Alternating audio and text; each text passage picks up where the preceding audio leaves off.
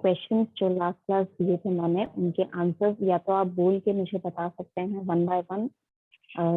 Tell me the question. First question क्या था हमारा? What was the first question? What memories did Ratan had about her past? Yes, Ratan को अपने पास के बारे में क्या क्या चीजें याद थे? This was the first question. How many students have written the question answer for this question? पहले हैंड रेज कर लीजिए जिन बच्चों ने लिखा है।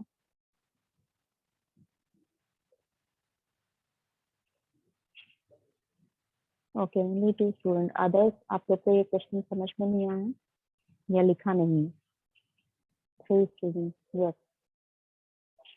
नो मैम, आज ही बना लेंगे।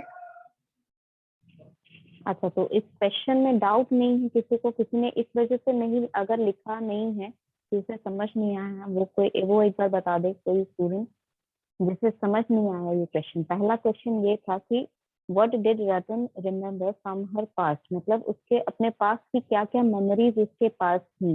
यानी पास्ट यानी कि उसके जब पेरेंट्स जिंदा थे, उसके जब फैमिली उसके साथ था, उस टाइम का जो मेमोरीज हमने उस पैसेज में पढ़ा था, जो स्टोरी में पढ़ा था, उस स्टोरी में क्या क्या चीजें मेंशन थी जो रतन खुद बताती है या नरेटर बताता है रतन की तरफ से कि उसे क्या क्या अपने पास के बारे में याद था। This all things you have to mention. ठीक है, तो स्ट्रक्चर मैंने बता दिया है। जिनको लिखने में प्रॉब्लम हो रही है, ठीक है, या जो लिख नहीं पाए हैं, okay, only 3 students have written. So 3 students, I think I can take the time. Yes, Vinita, first you show the answer. इतना रखिएगा शो करने के लिए कि मुझे दिख जाए, राइट? दिख रहा है मैम आपको? 1 minute। यस, अभी एक बार माइक ऑन कर दीजिए। यस मैम, ऑन ही है। Yes.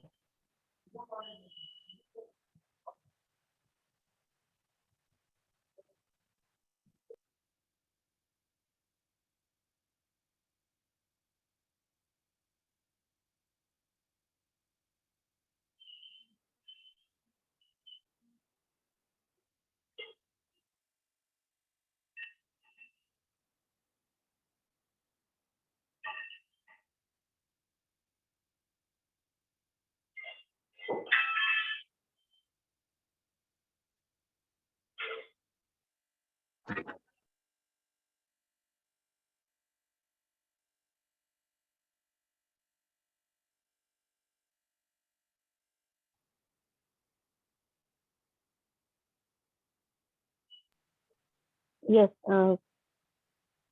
Vinita, can you recite it for me? I'm not Sorry, able ma'am? to see. आप पढ़ के बता सकते हैं, मुझे सही से दिखाई Okay. नहीं दे रहा। Okay, ma'am. Ratan had some of memories from her past, like her father used to came home in the evening after his work, and he had been fonder of her than her mother. She also remembered about a memory with her little brother, that how she used to play fishing with him in cloudy days with a twig in bracket predicting that as a fishing rod on the edge of the pond. Okay, only one correction, when he came from the work, काम नहीं came, जो आपका वो sentence था। Ma'am केम ही लिखा हुआ है। अच्छा, तो वो प्रोनाउंसिएशन मुझे लगा हुआ कि आपने कम लिखा है। ठीक है, आंसर Yes, करेक्ट है। ma'am. इसी फॉर्मेट में अगर सचिन श्वेता, अगर इसी फॉर्मेट में आपने लिखा है तो आपका आंसर करेक्ट है।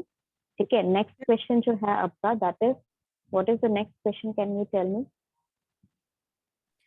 What did Ratan do when the postmaster feels sick? Yes, जब पोस्ट मास्टर बीमार पड़ा तो उस टाइम में रतन ने क्या किया? This is the question. अगर किसी को अभी भी डाउट है तो आई विल टेल यू, आपको सिर्फ उतना ही लिखना है जितना पोर्शन उसमें मेंशन है। ठीक है, वहां पर एक पैराग्राफ मेंशन है दैट जो नरेटर था या जो पोएट या जो पोस्ट मास्टर था, दोनों ही ये सोचते हैं कि रतन जो है वो बच्ची है, वो कुछ नहीं कर पाएगी, एंड क्योंकि जो पोस्ट मास्टर है वो बहुत मतलब बड़ा है, ठीक है, वो उसे कहीं लेके नहीं जा सकती है सहारा देकर, और उसे समझ नहीं आएगा क्या करने का, तो ये सारी चीजें मेंशन की गई हैं। बट व्हाट शी डिड, उसने तुरंत समझदारी दिखाते हुए उसने तुरंत समझदारी दिखाते हुए अपना डॉक्टर को, पास वाले गांव से डॉक्टर को बुलाया, ठीक है, ओलापुर का जो डॉक्टर था उसे बुलाया।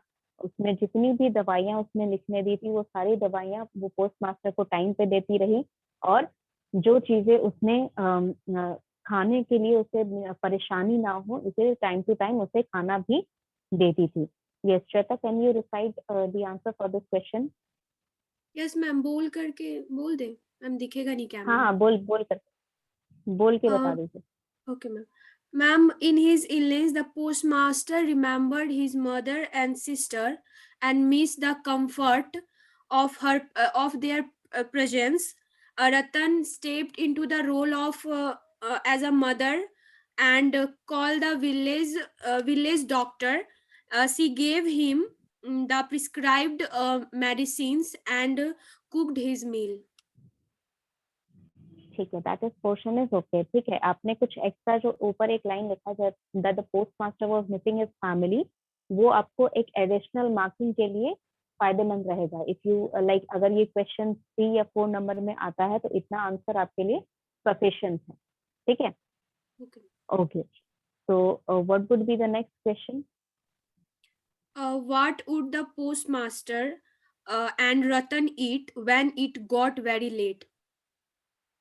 यस, जब बहुत ज्यादा रात हो जाती थी, दोनों जब अपने मेमोरीज के बारे में बात करते रहते थे, अपने फैमिलीज के बारे में बात करते रहते थे, तो जब बहुत रात हो जाती थी तब वो दोनों क्या खाते थे? This is a one line answer, इसमें कोई प्रॉब्लम नहीं है, सबको लिखने में आसानी होगी। That they used to like, जो रतन है वो bread, she used to warm up the bread and the sell supper, ठीक है, द ओल्ड सपर जो रहता था उसे वो वार्म अप करके they used to eat that.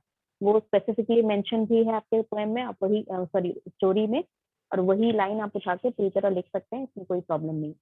What is the next question? Why did the postmaster stop teaching Ratan? Yes, this question is somewhat of at least 2 to 3 number का question है ये आपका। ठीक है, तो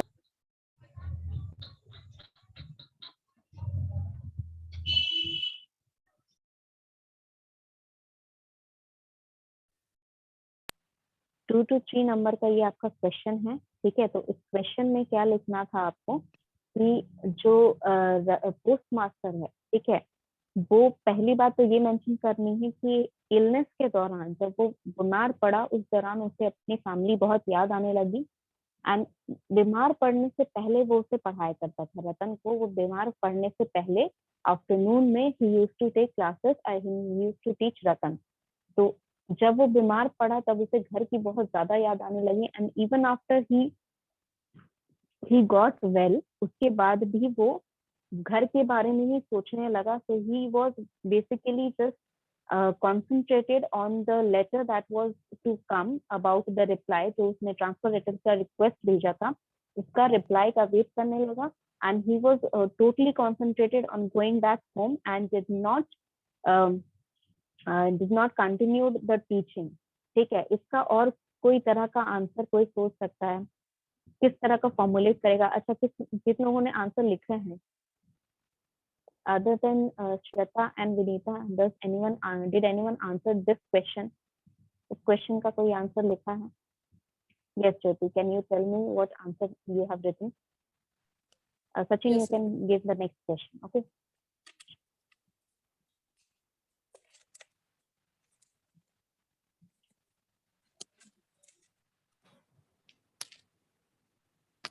Hello, ma'am.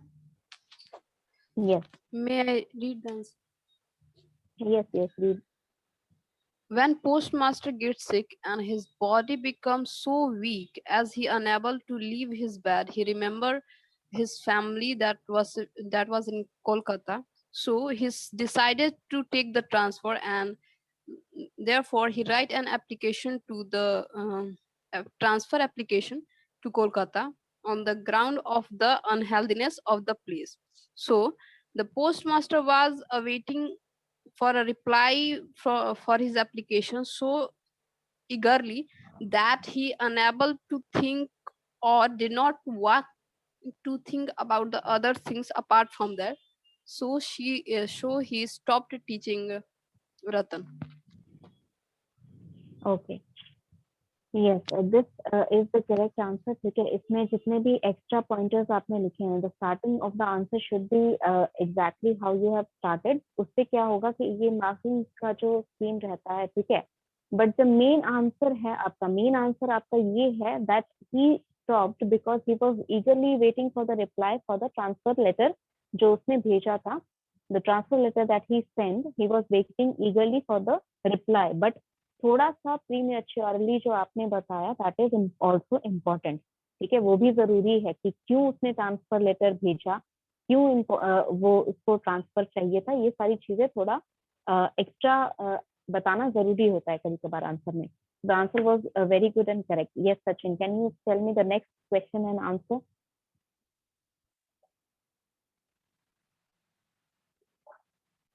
Sachin, are you able to hear my voice? Yes, ma'am. Yes. Next question. Yes. Tell me the next question and also what provisions still? I'm audible. Yes, you are audible. Just tell me the question and the answer that you have written for that question. Okay. What provisions did the postmaster made for the Ratan before leaving? After resigning from his post, when postmaster was leaving, he assured Ratan that the upcoming postmaster will take care of her well. He also gave his monthly salary to her, but she refused to take it. Yes, that much is enough. ठीक है, इतना answer आपके लिए इस question के लिए काफी है. क्वेश्चन में आपको इतना ही पूछा गया था कि क्या प्रोविजंस पोस्टमास्टर कर रहा था before he left for Kolkata for Ratan. ठीक है, रतन के लिए क्या प्रोविजंस को प्रोवाइड कर रहा था. तो दोनों ही पॉइंट मेंशन करना जरूरी है. याद रखिएगा, जब भी क्वेश्चन का इसका आंसर करिएगा, कोई एक पॉइंट आप मेंशन करेंगे तो आपके मार्क्स में थोड़ा असर पड़ेगा. ठीक है, इसका आप को पूरा मार्क्स नहीं मिलेगा. पूरा मार्क्स तभी मिलेगा जब आप दोनों पॉइंटर्स मेंशन करेंगे. कौन से पॉइंटर्स? पहले पॉइंट में आपको ये बताना है कि उसने रतन को रीअश्योर किया कि जो भी सक्सेसर होगा पोस्टमास्टर की पोजीशन के लिए, वो उससे बोल के जाएगा कि वो रतन का ख्याल रखे.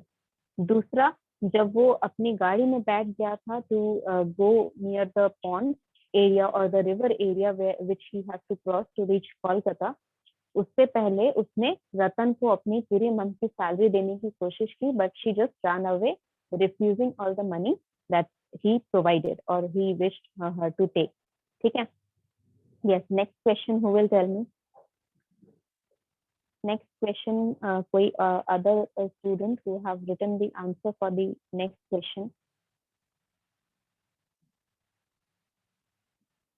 अच्छा, whatever questions you have written, I am guessing that answers have been written accordingly. ठीक है, अभी तक मुझे कोई गलत आंसर नहीं मिला है. And since you are not asking any doubts, so I am assuming कि आपके जितने भी questions थे उनके सारे आंसर्स आपने लिख लिए हैं. ठीक है, तो इस क्लास को और ज्यादा टाइम वेस्ट नहीं करते हैं. I am ending this portion postmaster वाला. अगर किसी को भी कोई डाउट रह जाता है तो वो खुद से मुझे पूछ लेगा जो भी क्वेश्चंस हैं. ठीक है, किसी क्वेश्चन जो मैंने बताए हैं उसमें किसी को आंसर अगर नहीं आ रहा है करने, तो वो पर्टिकुलर क्वेश्चन मुझे बताइए कि इस पर्टिकुलर क्वेश्चन का आपको आंसर लिखने नहीं आ रहा है. ठीक है, अगर किसी चीज में डाउट है रिगार्डिंग द चैप्टर तो वो भी आप मुझसे पूछ सकते हैं. But now we are moving on to the next chapter. Next chapter है आपका the selfish child. Let me share this. Okay, so I hope everyone is able to view this. Yes, ma'am. Yes, ma'am. Yes, ma'am. Yes, ma'am. Let me just increase the size so that you are able to read it. Yes, selfish giant जो है वो Oscar Wilde ने लिखा था. Oscar Wilde एक writer हैं. ठीक है, उन्होंने ये लिखा था story. This is a short story and it contains a moral. ठीक है, it's a short moral story. ठीक है, जहाँ पर एक moral भी आपको दिखेगा और एक क्वेश्चन, एक स्टोरी भी आपको यहाँ पर देखने मिलेगी. तो पहला कुछ हम ऑस्कर वाइल्ड के बारे में जान लेते हैं, राइटर के बारे में जान लेते हैं. He was an Irish poet and play writer. वो प्ले लिखते थे, पोएम लिखते थे और शॉर्ट स्टोरीज लिखते थे. He was Irish by birth. ठीक है, आयरिश मतलब जो आयरलैंड से बिलोंग करते हैं. 16 अक्टूबर 1854 में उनका जन्म हुआ था. ये स्टोरी जो है, इसका मैं एक बैकग्राउंड व्यू आपको बता दूं. सेल्फिश जायंट जो है, द सेल्फिश जायंट एक ऐसा स्टोरी है जो एक जायंट यानी कि एक ऐसा ह्यूमन जिसका हाइट जो था वो अबनॉर्मल था.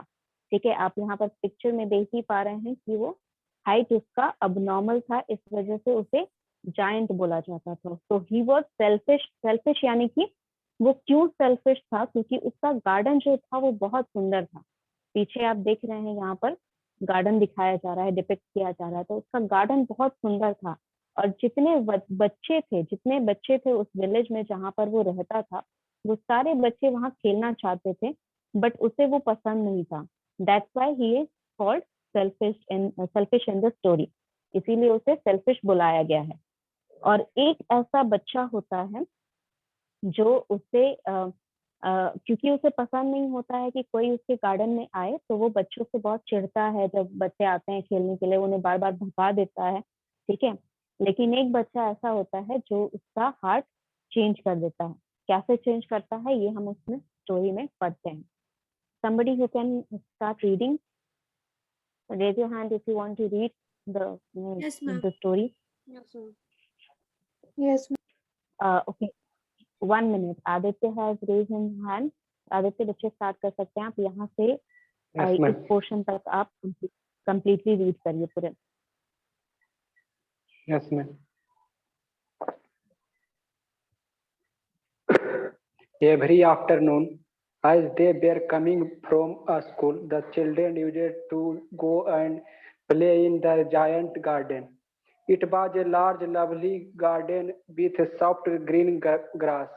Here and there over the grass stood beautiful flowers like stars, and there were 12 peach trees that in the springtime broke out into the delicate blossom of pink and pearl, and in the autumn bore rich fruit. The birds sat on the trees and sang so sweetly that the children used to stop their games in order to listen to them.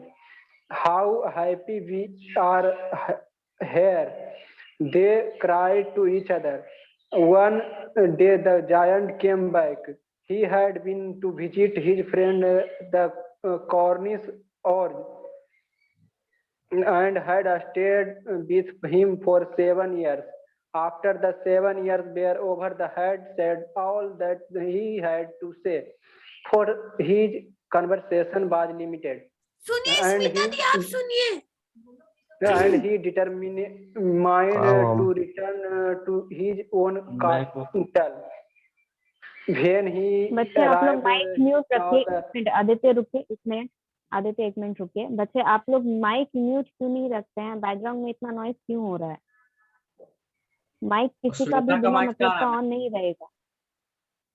बच्चे किसी का भी mic का, I am telling everyone. ठीक है, आप लोग mic on नहीं करेंगे बिना मतलब के. बैकग्राउंड म्यूज बहुत ज्यादा होता है. ठीक है, ना मुझे समझ में आएगा ना आप लोग को समझ में आएगा. Yes Aditya, continue. Yes, ma'am. After the 7 years were over, the had said all that he had to say. For this conversation was limited, and he determined to return to his own castle. When he arrived, he saw the children playing in the garden. What are you doing here? He cried in a very gruff voice, and the children ran away. My own garden is my own garden, said the giant. Anyone can understand that, and I will allow nobody to play in it but myself. So he built a high wall all around it and put up a notice board. Okay that's enough. Yes, ma'am. तो यहाँ पर क्या बताया जा रहा है, यहाँ introduction बताया जा रहा है स्टोरी का।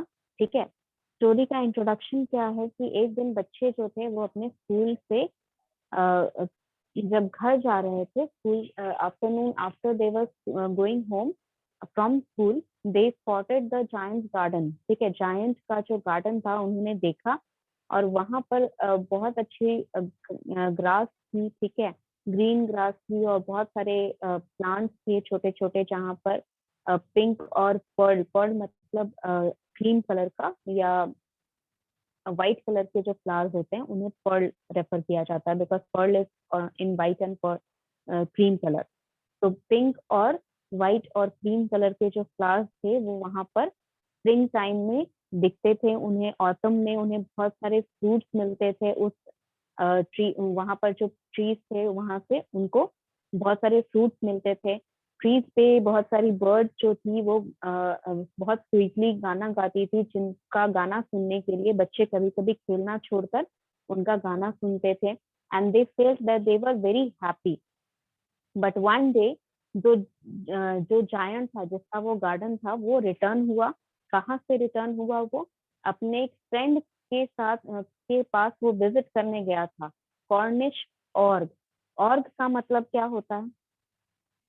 ऑर्ग का मतलब क्या होता है? Can anyone tell me? ऑर्ग का मतलब होता है, ऑर्ग and giant are similar. Giant में और ऑर्ग में इतना ही फर्क होता है कि जो जायंट होते हैं, ठीक है, जो जायंट होते हैं वो सिर्फ साइज में बड़े होते हैं, they are mostly like humans. ठीक है, only the size of their body is very much you can say broad, ठीक है, एंड हाई। तो कॉर्निश ऑर्ग मतलब, ऑर्ग का मतलब होता है जो मैन ईटिंग जायंट होते हैं, यानी कि वो इंसान जो अब नॉर्मली बड़े होते हैं, बहुत बड़े दिखते हैं और वो इंसानों को दे ईट ह्यूमंस। ठीक है, मैन मतलब दे ईट ह्यूमंस। कॉर्निश का मतलब, कॉर्नवेल एक जगह है जहाँ से वो बिलोंग करता था। वो ऑर्ग जिससे वो मिलने गया था, जायंट, जो जायंट जिस ऑर्ग से मिलने गया था वो कॉर्नवेल नाम की जगह से बिलोंग करता था। तो कॉर्निश ऑर्ग का मतलब जो उसका कॉर्नवेल में रहने वाला एक ऑर्ग फ्रेंड था, उससे वो जायंट मिलने गया था, एंड वो वहां 7 years तक रहा, 7 years तक रहा। And they had a very like they talked a lot, but still उनके कॉन्वर्सेशन लिमिटेड होते थे। लिमिटेड होने का मतलब यहाँ पे क्या बोला गया है कि that they were not able to, कोई इशू होगा जिससे वो रिजॉल्व नहीं कर पा रहे थे या किसी वजह से उन दोनों में बातचीत बहुत अच्छी नहीं थी। लिमिटेड कॉन्वर्सेशन का मतलब they were not talking very well, they were not in that condition or they were not coming to agree on something। ठीक है, लिमिटेड कॉन्वर्सेशन का वो मतलब हुआ। तो he determine to return to his own castle, वो अपने castle में वापस आने के लिए डिटर्मिन हो गया। जब वो वापस आया तो उसने क्या देखा कि वहां पर गार्डन में बहुत सारे बच्चे खेल रहे हैं, एंड ही क्राइड, मतलब उसे बहुत जोर से उसने डांटा सबको कि तुम लोग यहाँ क्या कर रहे हो, ये मेरा गार्डन है and only I am allowed to be here. ठीक है, and nobody else is allowed to be here. तो उसने क्या किया, अपने गार्डन के चारों तरफ बहुत सारी हाई वॉल्स बिल्ड कर दी, बना दी। ठीक है, जो जैसे हम लोग जिसको बाउंड्रीज बोलते हैं, एक तरह से उसने बाउंड्रीज खड़ी कर दी और एक नोटिस बोर्ड लगा दिया। नोटिस बोर्ड में क्या लिखा था? ट्रांसपासर्स विल बी प्रोसिक्यूटेड। ट्रांसपासर्स मतलब क्या होता है?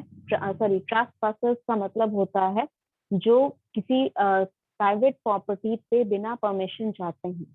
ठीक है, ट्रांसपासर मतलब वो लोग जो बिना परमिशन किसी जगह चले आए हैं। तो ट्रांसपासर विल बी प्रोसिक्यूटेड। प्रोसिक्यूटेड मतलब उन लोग को सजा दी जाएगी, जो लोग बिना परमिशन के मेरे प्रॉपर्टी पे आएंगे उन लोगों को सजा दी जाएगी। This is the meaning of this board. ठीक है, उस बोर्ड पे जो लिखा था उसका ये मीनिंग है। Now we move forward with the story. Let's see what goes on. Yes, धीरज बच्चे आपने hand raise किया था. You can read further. Yes, Tanupriya, after Dheeraj you Yes, can ma'am. read. ठीक है? Yes, ma'am. So, Yes. हाँ धीरज, यहाँ पर जितना आपको दिख रहा है स्क्रीन पर उतना पैराग्राफ आप रीड करिए. the poor, यहाँ से ma'am. नहीं, he was a very selfish He, child. he was a very selfish guy. The poor children had known ever to play. They tried to play on the road, but the road was very dusty and full of hard stones, and they did not like it. They used to wander round to high wall when their lesson were over and talk about the beautiful garden inside. How happy we were there. They said to each other. Then the spring came, and all over the country there were little blossom and little birds. Only in the garden of the selfish giant it was still winter. The birds did not care to sing in it as there were no children, and the trees forgot to blossom. Once a beautiful flower put its head out from the grass, but when it saw the notice board, it was just so sorry for the children that it slipped back into the ground as again and went off to sleep. The only people who were blessed were in the snow and the frost. Spring has forget the garden, they said.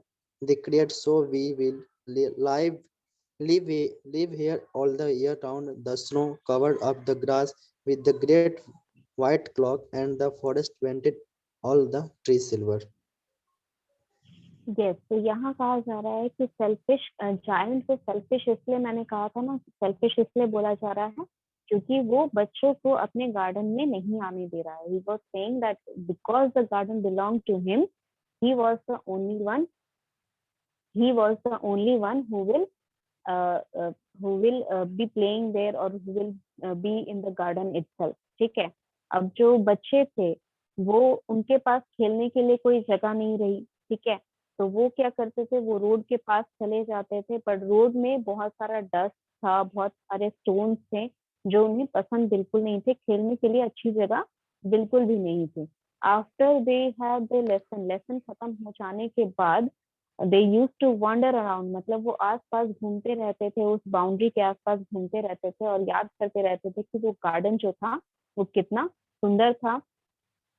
और हर जगह, मतलब outside the boundary के outside हर जगह spring आ गया. ठीक है. पूरी country में जो बहुत सारे फूल खिल गए हर जगह. बर्ड्स आ गई, लिटिल बर्ड्स जो थी वो कहीं ना कहीं घूमने लगी. बट जो जायंट था, सेल्फिश जायंट था, उसके गार्डन में अभी तक विंटर ही था. यानी कि वहां पर स्प्रिंग नहीं आया था, वहां पर कोई फ्लावर नहीं उगा था, वहां पर कोई बर्ड्स नहीं घूमती थी क्योंकि वहां पर कोई चिल्ड्रन नहीं थे. ठीक है. एक बार कोई एक ब्यूटीफुल फ्लावर था जिसने कोशिश की कि वो बाहर निकल के आए. ठीक है. Because it was a spring season. ठीक है. तो लेकिन फिर जैसे ही उसने नोटिस बोर्ड देखा तो उसे लगा कि वो बहुत बुरा लगा उसे बच्चों के लिए, और वो फिर से जमीन के अंदर चला गया और बाहर नहीं निकला. ठीक है. जो बर्ड थी वो गाना नहीं गाना चाहती थी क्योंकि बच्चे नहीं थे सुनने के लिए गाना. ठीक है. तो when it saw so the only people who were pleased were the snow and frost. Snow and Frost का मतलब यहाँ पर क्या बताया गया है कि देयर इज अ सिग्निफिकेंस है. स्नो और फ्रॉस्ट जो है, स्नो का मतलब आपका बर्फबारी हो गया, फ्रॉस्ट का मतलब होता है जो धुंध आती है आपकी. यहाँ पर स्नो और फ्रॉस्ट जो है वो एंगर और हेटरेट को रिप्रेजेंट कर रहा है. ठीक है. यहाँ पर शुरू में क्या बताया गया है कि जो जायंट है वो अपने फ्रेंड से लड़ के आया था, मतलब उसकी अच्छी खासी बात नहीं हो रही थी. तो स्नो और फ्रॉस्ट जो है वो गुस्से को और नफरत को भी रिप्रेजेंट कर रहे हैं. सो इसीलिए यहाँ पर लिखा गया है पीपल. ठीक है. इसीलिए यहाँ पर इन फीलिंग्स को एज अ ह्यूमन रिप्रेजेंट किया गया है और एज स्नो और फ्रॉस्ट रिप्रेजेंट किया गया है। ठीक है, मैंने पहले भी बताया था वो जो हमने पोएम पढ़ी थी ऑन हिज ब्लाइंडनेस या ऑन हिज काइंडनेस, नहीं, अ लिटिल लर्निंग, उसमें लिखा था ना कि इटर्नल स्नो, यानी कि स्नो से हम रिप्रेजेंट करते हैं जो बुरे चीज होती हैं। ठीक है, जो डिफिकल्टीज होती हैं लाइफ में, जो अच्छी चीजें नहीं होती हैं, उनसे स्नो को हम रिप्रेजेंट करते हैं, क्योंकि बहुत ज्यादा स्नो भी अच्छा नहीं होता है किसी चीज के लिए। So the only people who were pleased were the snow and frost. Spring has forgotten this garden, they cried. So we will live here all the year round. The snow covered up the glass with her great white cloak, and the frost painted all the trees silver. तो यहाँ पे क्या लिखा जा रहा है कि spring, snow और फ्रॉस्ट जो है, वो लोग ये सोचते हैं कि यहाँ तो कोई स्प्रिंग नहीं आया। स्प्रिंग यानी कि खुशियां। ठीक है, स्प्रिंग रिप्रेजेंट हैप्पीनेस। हैप्पीनेस यहाँ पर नहीं आया है, तो हम लोग यहाँ पर साल भर रहेंगे, हमेशा के लिए यही रहेंगे हम लोग। तो स्नो ने क्या किया, snow covered the grass with her white clock. तो स्नो को एक वुमेन के रिप्रेजेंटेटिव बताया गया है। क्लॉक का मतलब होता है वो जो ऊपर से एक, if I have the image, I can share it with you. Clock एक बहुत बड़ा फर कोट होता है। ठीक है, एक धागे से यहाँ उसका एक कैप होता है उसमें, और एक धागा होता है, एंड दैट्स, और बीच में बेल्ट लगाया जाता है। दैट्स द ओनली थिंग जो यहाँ पर बांधने के लिए रहता है। Let me see if I can find an image of it. अगर इमेज मिलेगा तो मैं बताऊंगी।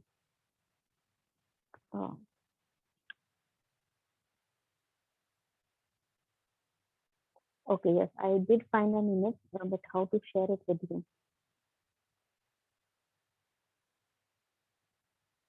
अच्छा, यहाँ पे ही कर लेते हैं, यहाँ पे ही कर लेते हैं। Are you able to see this please? जो मैं सर्च कर रही हूँ वो देख पा रहे हैं? No, अच्छा, ma'am. मैं फिर से No, share, ma'am. 1 minute, 1 minute, I'll share it again. Yes.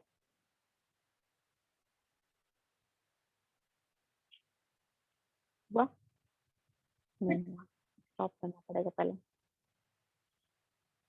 Yes, this thing, ये चीज आपको जो दिख रही है, ये चीज, if I can yes ma'am. हाँ, ये इस तरह का, इसे क्लॉक कहते हैं। ठीक है, तो ये जो विंग्स एक तरह से रिप्रेजेंट करते हैं, इस तरह वो फैलाकर, उसने कहा कि वो स्नो को एक वुमेन की तरह रिप्रेजेंट किया, और वो क्लॉक को उसने पूरे गार्डन में फैला दिया। Understood? So this is what Yes, ma'am. fog represents. Next thing is, next यहाँ पर फ्रॉस्ट ने क्या किया, फ्रॉस्ट ने सारे ट्रीज को सिल्वर कर दिया। यानी कि सिल्वर कर देने का मतलब क्या, कि ट्रीज जो हैं वहां पर ग्रीनरी नहीं रही, यानी कि हैप्पीनेस नहीं रही। ठीक है, ट्रीज पे जो उनके लीव्स होते हैं वो ग्रीन रहते हैं, उनकी वजह से जो ट्रीज रहता है उनको ग्रीन कहा जाता है बेसिकली। हालांकि ट्रंक जो रहता है वो ब्राउन रहता है, लेकिन वो रिप्रेजेंटेटिव में नहीं आता है, वो रिप्रेजेंटेशन में नहीं आता है। तो सिल्वर कर देने का मतलब कि ट्रीज पे जब वो व्हाइट फ्रॉस्ट जम जाती है, ठीक है, विंटर में जहाँ बर्फबारी होती है, वहां पेड़ के जो ब्रांचेस होते हैं, जो उसके ब्रांचेस बड़े बड़े या छोटे छोटे जो ब्रांचेस होते हैं, उसमें स्नो जम जाती है, फ्रॉस्ट जम जाता है। ठीक है, उसको वो सिल्वर कह रहा है कि हमने उसे सिल्वर कर दिया फ्रॉस्ट को। ठीक है, तो I hope there is no doubt till now. अभी तक कोई डाउट नहीं है। Yes, No, ma'am. विनीता, बच्चे, हाँ विनीता, आपको रीड करना था, और someone else who has raised her hand. No, ma'am, मैंने तो रेज नहीं किया था, बट मैं रीड कर यस, देती हूँ। नहीं नहीं, it's okay, Tanu raise her hand. Tanu, you can continue from here. Okay, ma'am. Then they invited the North Wind to stay with them, and he came. He was dressed in fur, and he roasted all day about the garden, and flew the chimney potted down. This is a delightful spot, he said. We must ask the hall on the visit. So the hall came every day for 3 hours. He rattled on the roof of the castle till he broke most of the stilt, and then the run around and around the garden as fast as he could go. He was dressed in grey and his breath was like ice. Okay, wait for a minute. After that, I'll give you another paragraph to read. यहाँ पर क्या बोला जा रहा है, जो representation है, ही किसको बोला जा रहा है? ही बोला जा रहा है फ्रॉस्ट को. Frost is represented as a man and snow जो है उसे फीमेल की तरह रिप्रेजेंट किया जा रहा है. हर क्लॉक लिखा गया है यहाँ पर, तो ही जो है वो रिप्रेजेंटेशन है, वो प्रोनाउन यूज किया गया है फ्रॉस्ट के लिए because they are represented as people. ठीक है, तो उसने क्या किया, उसने चिमनी के पास, ठीक है, चिमनी के पास वो जो फ्रॉस्ट है वो जम जाती थी चिमनी के पास. ठीक है, because there was no fire going on. ठीक है, कोई फायर नहीं रहता था, इसलिए वो चिमनी के पास भी जम जाती थी. और उसने ये कहा कि ये बहुत अच्छी जगह है, हमें हेल को भी बुलाना चाहिए. What is hello? हेल का कोई मतलब बता सकता है मुझे? Anyone who can tell me what do you mean by hell? Ma'am snowfall से रिलेटेड होता है क्या? नर्क मैम. हेल मतलब नहीं ओला हेल मैम. होता है बच्चे, वो हेल होता है.